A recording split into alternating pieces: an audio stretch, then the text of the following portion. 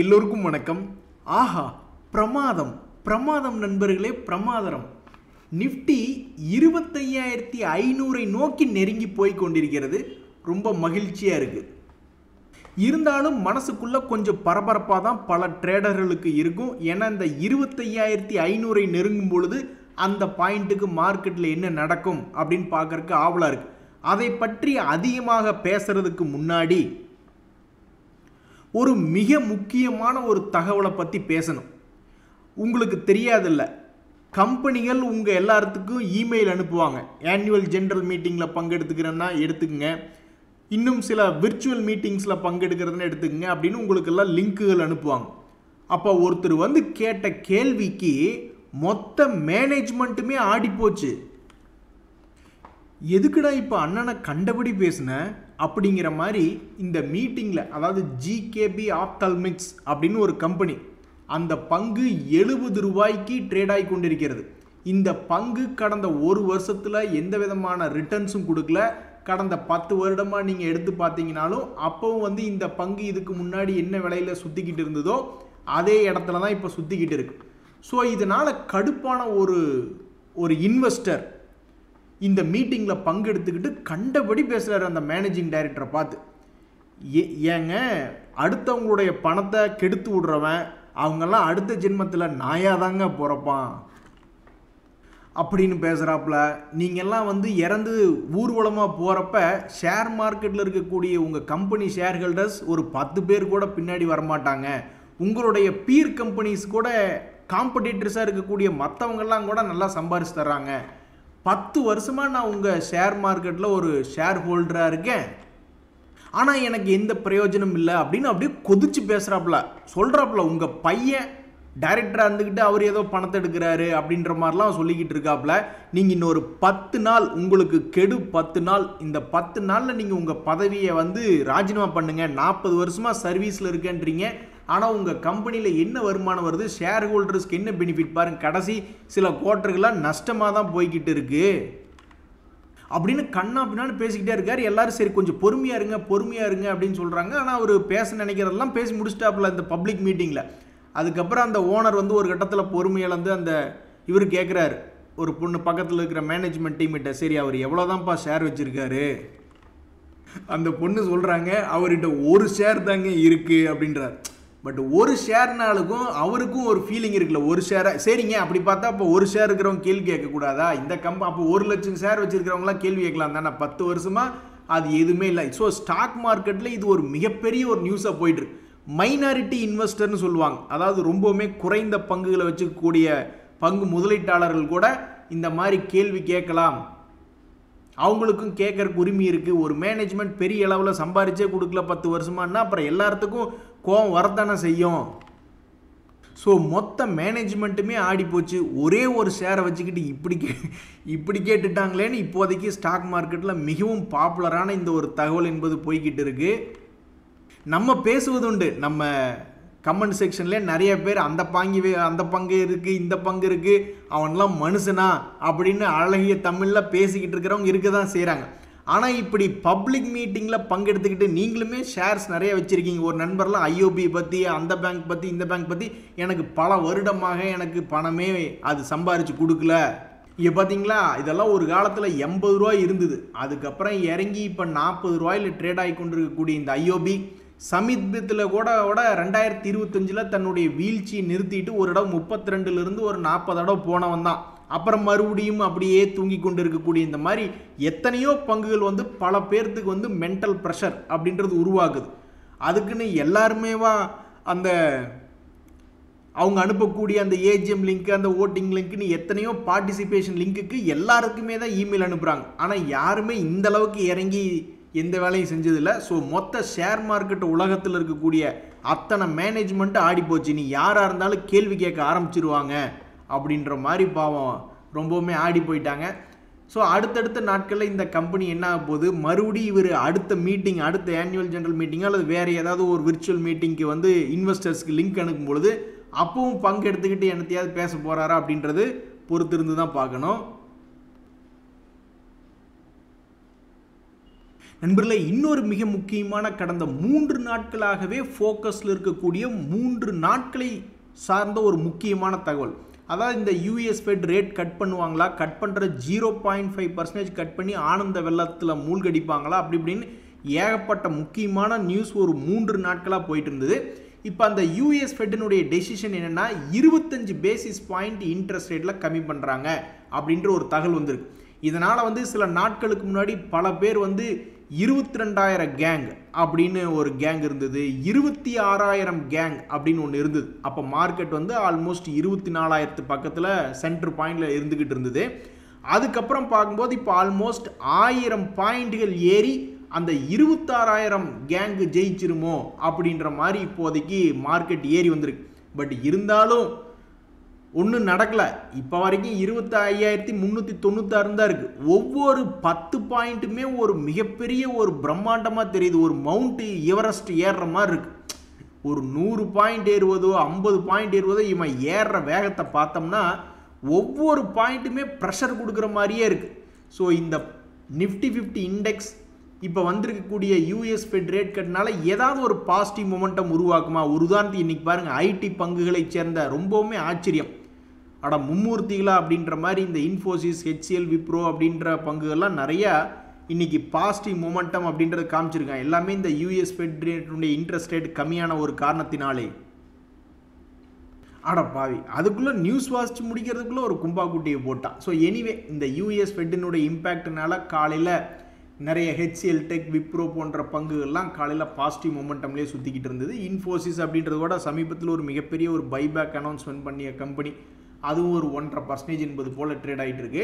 So இந்த மாதிரி தான் நடக்கும் மார்க்கெட்டில். ஏதாவது ஒரு நல்ல நியூஸ் வந்து பாசிட்டிவ் மொமெண்டம்னா நல்லா தான் இருக்கும். பட் ரொம்பவுமே ப்ரெஷர் ஏற்றுறாங்க, ரொம்பவுமே டென்ஷன் என்பது ஆகிக்கிட்டே இருக்குது. வெறும் 10 பாயிண்ட் 20 பாயிண்ட்டாகவே ஏறிக்கிட்டு இருக்கையில் ஏதாவது நடந்துருமோ, எத்தனை நாளைக்கு தான் இப்படி 10 பாயிண்ட்டாக 50 பாயிண்ட்டாக 100 பாயிண்ட்டாக சலிக்காமல் ஏறிக்கிட்டு இருப்பான் அப்படின்னு அது ஒரு சைடு டென்ஷனாக இருக்குது. அதாவது மக்கள் சந்தோஷமாக இருக்கணும் அப்படின்னு நினச்சா நிற்காமல் ஒரு 1000 பாயிண்ட் ஏறின நிஃப்டி இன்னொரு நிற்காமல் 1000 பாயிண்ட் ஏறலாம் சந்தோஷமாக இருக்கணும்னு நினச்சா. இல்லை, இவனுக்கு சந்தோஷம் இருக்கக்கூடாது, இடையில பூந்து குட்டையை குழப்பி விட்டுறணும் அப்படின்ற மாதிரி என்னத்தையாவது ஒன்று பண்ணுறானுங்களா அப்படின்னு தெரில. ஸோ மிக முக்கியமான ஒரு டென்ஷனாக இருக்கக்கூடிய தருணங்களில் பல பேர் வந்து கொஞ்சம் நெர்வஸாக பார்த்துட்டு இருக்காங்க. இந்த நாட்கோ ஃபார்மா அப்படின்ற பங்கு இன்றைக்கி திடீர்னு ஒரு 4% ஏறிச்சு. என்ன காரணம்? அதுக்கு அந்த நாட்கோ ஃபார்மா வெளியிட்ட ஒரு அனௌன்ஸ்மெண்ட்டு தான் காரணம். அவங்களுடைய ஹைதராபாத்தில் இருக்கக்கூடிய ஒரு பிளான்ட்டில் வந்து ஒரு இன்ஸ்பெக்ஷன் நடந்திருக்கு. அமெரிக்காவினுடைய FDA வந்து இன்ஸ்பெக்ஷன் பண்ணியிருக்காங்க. பண்ணிவிட்டு அவங்க பண்ணியிருக்கக்கூடிய ஃபைண்டிங்க்கு உண்டான ஸ்டேட்டஸ் வந்து வாலண்ட்ரி ஆக்ஷன் இண்டிகேட்டட் அப்படின்ற ஒரு ஸ்டேட்டஸ் கொடுத்துருக்காங்க. இதனால் என்ன ஆகுதுன்னா, அவங்க என்ன ஐடென்டிஃபை பண்ணியிருந்தாலும் அந்த பிரச்சனையை இந்த நாட்கோ ஃபார்மா ஆளுகளே அதை கரெக்ட் பண்ணிக்கலாம்.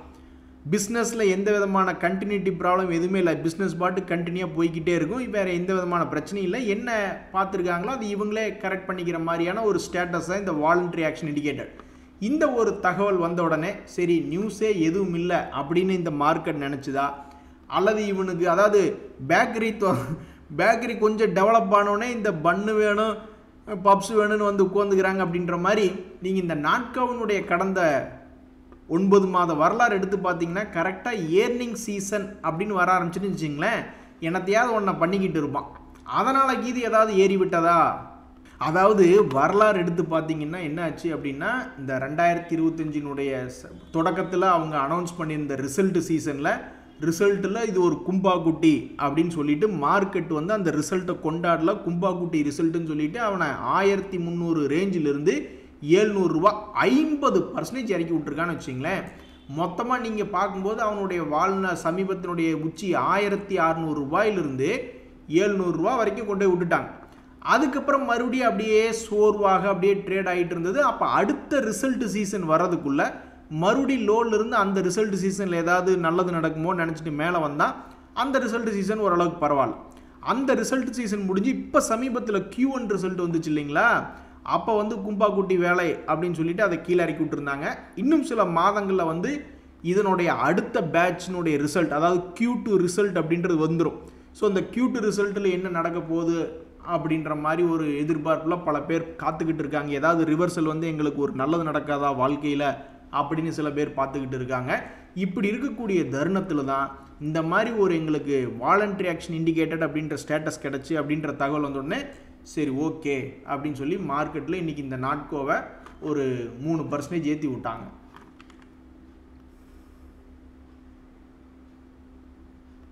மார்க்கெட்டே ஏறிக்கிட்டு இருக்கு, இருந்தாலும் குறுக்க இந்த கௌஷிக் வந்தா அப்படின்ற மாதிரி பல பேர்த்தினுடைய போர்ட்ஃபோலியோ மார்க்கெட்டுக்கு நிகராக ஏறி வர மாட்டேங்குது. பல பங்குகள் நம்ம பத்திரிகையில் படிக்கிறோம், இந்த மாதிரி ஒரு மாதத்தினுடைய ஹை வந்து விட்டது, பல பங்குகள் கீழே தான் விழுந்து கிடந்திருந்தா இருந்தாலும் 1 month ஹை அல்லது சிலதெல்லாம் வந்து ஒரு 1 year ஹை 6 month ஹைன்னு பல பங்குகள் மேலே வந்துடுச்சு அப்படின்னு நம்ம படிக்கிறோம்.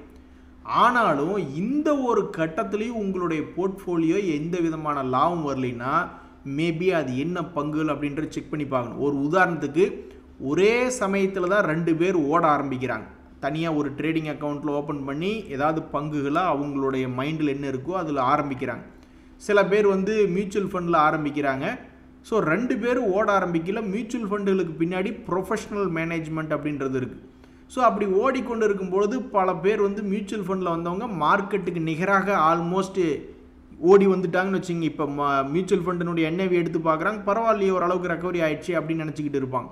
ஆனால் இந்த இண்டிவிஜுவல் ஸ்டாக்ஸில் சில பேர் அந்த மியூச்சுவல் ஃபண்ட்ஸை தாண்டியும் பணம் சம்பாதிச்சிருப்பாங்க அல்லது இன்னுமே கும்பா குட்டியாகி உட்காந்துருப்பாங்க. ஸோ உங்களுடைய பங்குகளுக்கு என்னாச்சு அப்படின்ற மாதிரி எடுத்து பாருங்கள். பத்திரிகைகள் என்ன தகவல் வருதுன்னா பல பங்குகள் ஒரு மாதத்தினுடைய ஹையை தொட்டு விட்டது, சில பங்குகள் ஒரு வருஷத்தினுடைய ஹை, அவங்களுக்கெல்லாம் எங்கேயோ ஒரு மச்சம் இருக்குன்னு தான் நான் நினைக்கிறேன்.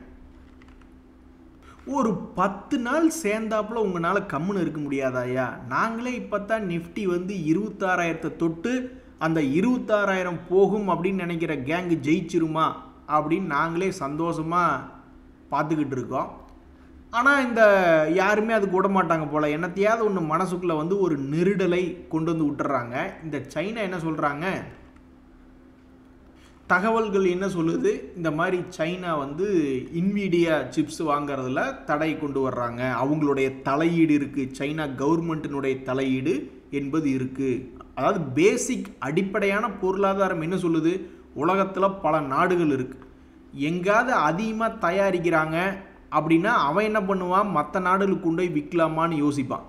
அல்லது எங்காவது ரொம்ப விலை கம்மியாக இருக்குது அப்படின்னா கிடைக்கவே இல்லை அப்படின்னு என்ன பண்ணுவாங்க, வேறு நாட்டில் இருக்கிறவங்க அப்போ அந்த நாட்டிலிருந்து வாங்கி அந்த நாட்டு மக்களுக்கு விற்கலாமான்னு ட்ரேடர் மாதிரி யோசிப்பாங்க. இதுதான் அடிப்படை பொருளாதாரம். இதை புரிஞ்சிக்க முடியாமல், மனசு ஏற்றுக்க முடியாமல் ரொம்ப சுயநலத்தோடு ஒவ்வொருத்தரும் இப்போ மூவ்மெண்ட் பண்ணிக்கிட்டு இருக்கிறதுனால சைனா அதிரடியாக பதிலடி தாக்குதலாக யாருக்கு 100% டேக்ஸ் போட சொல்லிக்கிட்டு இருக்க, இரியா அவனை அடிமடியிலே கை வைக்கிறேன் அப்படின்ட்டு இந்த என்விடியா சிப் பர்ச்சேஸ் பற்றி பேசிக்கிட்டு இருக்காங்க.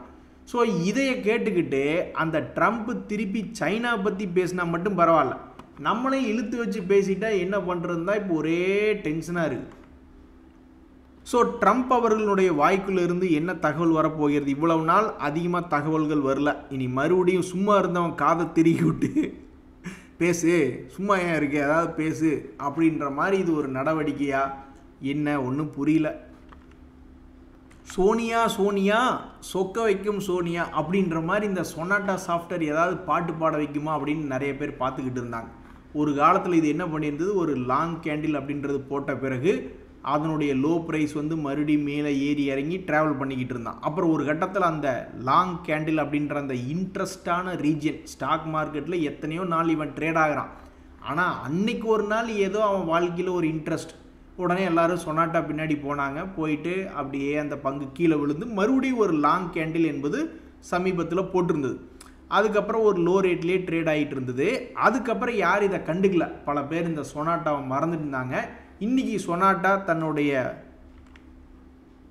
தன்னுடைய வாலட்டிலிட்டினாலே தன்னுடைய மூவ்மெண்ட்டினாலே பலரையும் பாருங்கள் நான் மார்க்கெட்டில் ட்ரேட் ஆகிக்கிட்டு இருக்கேன், என்னை மறந்துருக்கீங்களா அப்படின்ற மாதிரி இன்றைக்கி 2.5% ஏறி ஸ்டாக் மார்க்கெட்டினுடைய செய்திகளில் இந்த சொனாட்டா சாஃப்ட்வேர் அப்படின்ற பங்கு வந்திருக்கு.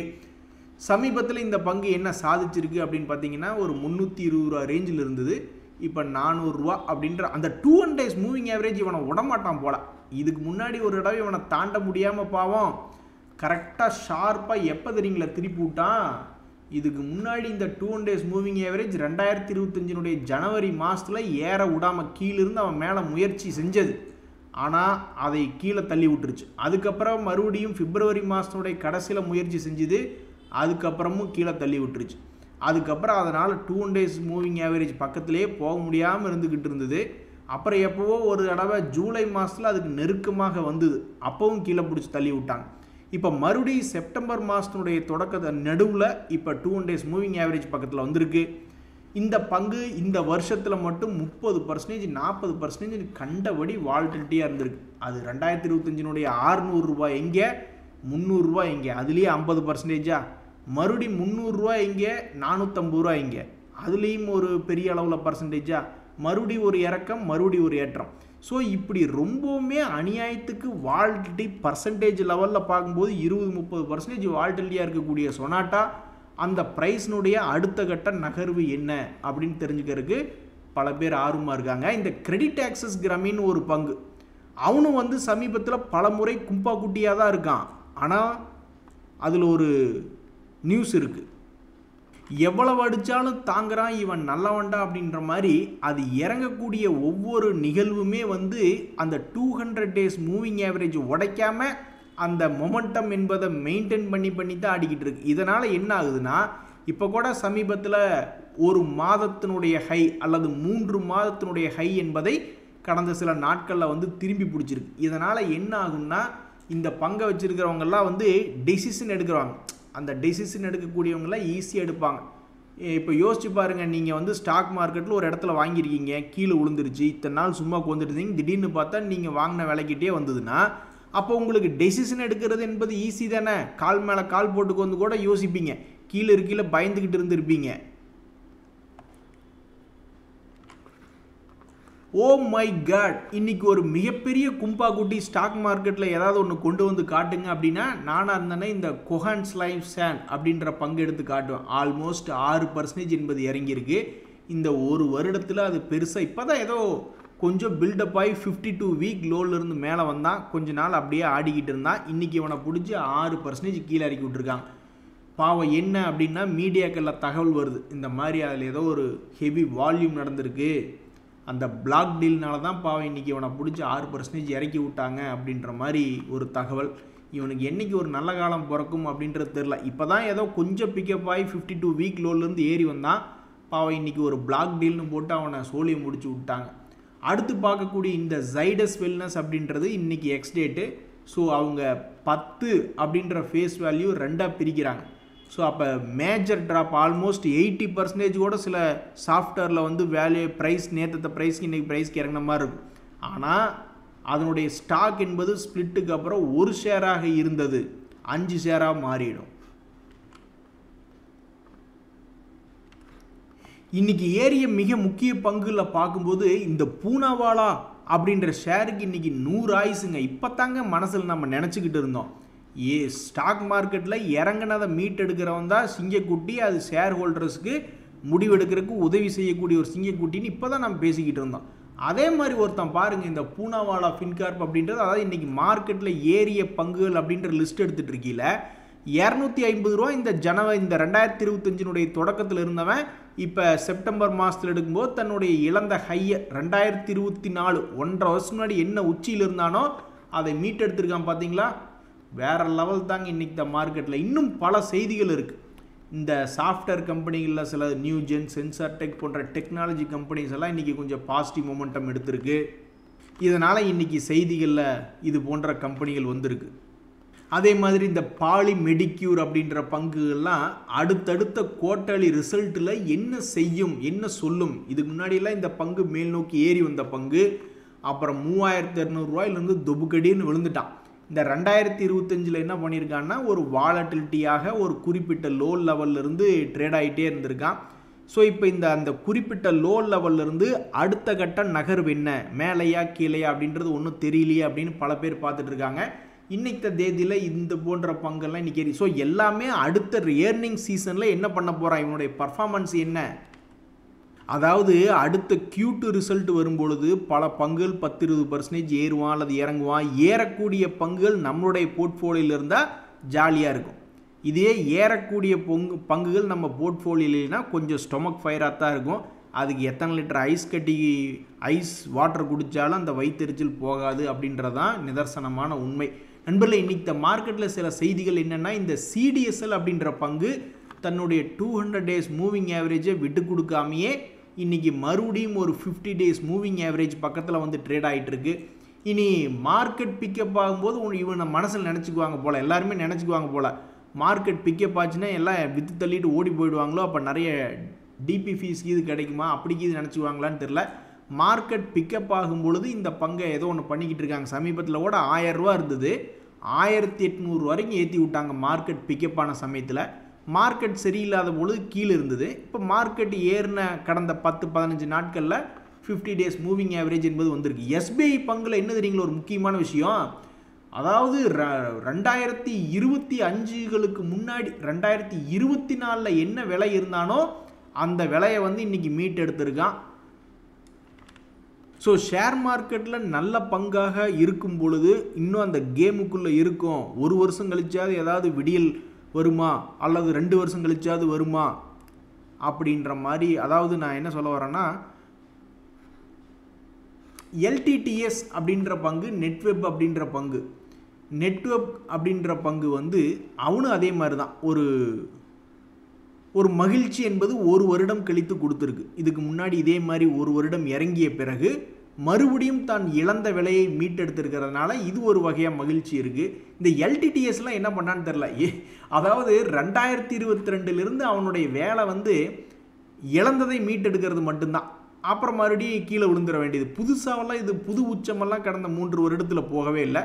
இப்படி இருக்கக்கூடிய இந்த எல்டிடிஎஸ் அப்படின்ற பங்கு இந்த யூஎஸ் ஃபெட்டினுடைய இன்ட்ரெஸ்ட் ரேட் சம்மந்தப்பட்ட நிகழ்வுனால இன்னைக்கு வந்து 200 டேஸ் மூவிங் ஆவரேஜ் என்பதை தொட்டு ட்ரேட் ஆகிட்டு இருக்கு. நன்றி, வணக்கம்.